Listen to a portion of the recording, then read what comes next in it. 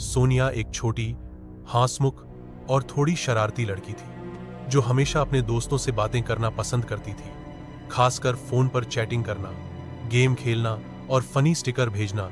लेकिन एक साल पहले उसका एक बहुत अच्छा दोस्त था, रोहित, जो उससे रोज बातें करता था, स्कूल में साथ बैठता था और दोनों साथ मिलकर टिफिन शेयर करते थे। लेकिन अचानक एक दिन वो बहुत बीमार हो गया और अस्पताल में भर्ती हो गया।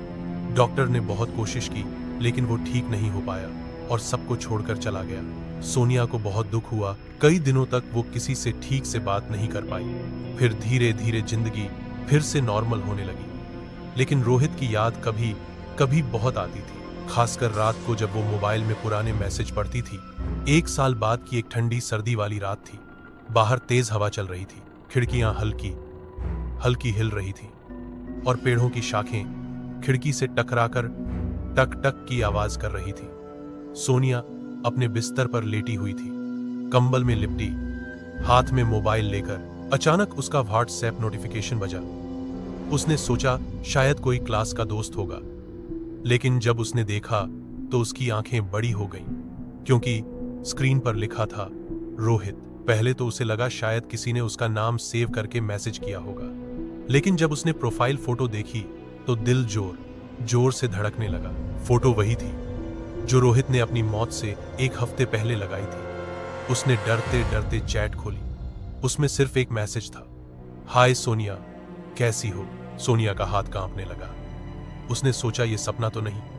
खुद को चुटकी काटी। दर्द भी हुआ, मतलब ये सपना नहीं था। उसने टाइप किया, तू कौन है? ये रोहित का नंबर कहां से मिला? जवाब आया, मैं रोहित ही हूं, तुझे याद नहीं, हम रोज बातें करते थे। सोनिया का दिमाग घूम गया।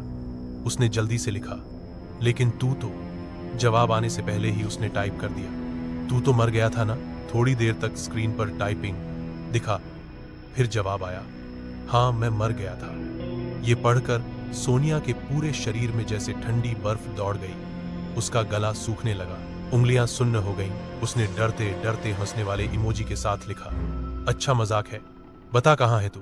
लेकिन अगला मैसेज आया, मैं तेरे पास ही हूं। सोनिया ने कंबल को और कसकर पकड़ लिया। उसने लिखा, पास मतलब? तभी स्क्रीन पर मैसेज आया, मैं तेरे पीछे खड़ा हूं। ये पढ़ते ही उसका दिल जैसे रुक गया, सांस अटक गई। उसने धीरे धीरे बहुत डरते हुए सिर घुमाया, लेकिन वहां कोई नहीं था। कमरा खाली था, बस खिड़की से आती ठंडी हवा से पर्दे हिल रहे थे। उसने राहत की सांस ली और मोबाइल फिर से देखा, लेकिन अब स्क्रीन पर वीडियो कॉल आने का नोटिफिकेशन था। कॉल उसी नाम से, रोहित। डर और जिज्ञासा के मारे उसने कॉल रिसीव कर ली। स्क्रीन पर बस काला अंधेरा दिखा, फिर धीरे धीरे धुंध जैसा कुछ बनने लगा और उसमें रोहित का चेहरा दिखा। वही मासूम मुस्कान, लेकिन आंखें बिल्कुल सफेद, बिना पुतलियों के। और आवाज आई, मैं तुझसे मिलने आया हूं। सोनिया ने घबराकर फोन गिरा दिया।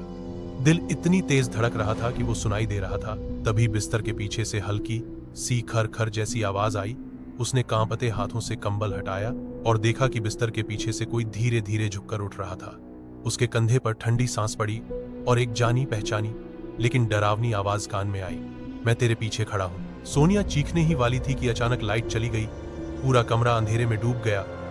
मोबाइल की स्क्रीन अपने आप चमकने लगी और उस पर आखिरी मैसेज लिखा था, अब हम हमेशा साथ रहेंगे। ऐसी ही रोमांचक और दिल धड़काने वाली कहानियां सुनने के लिए हमारे चैनल को लाइक और सब्सक्राइब जरूर करें, क्योंकि अगली कहानी शायद आपकी नींद उड़ा दे। धन्यवाद।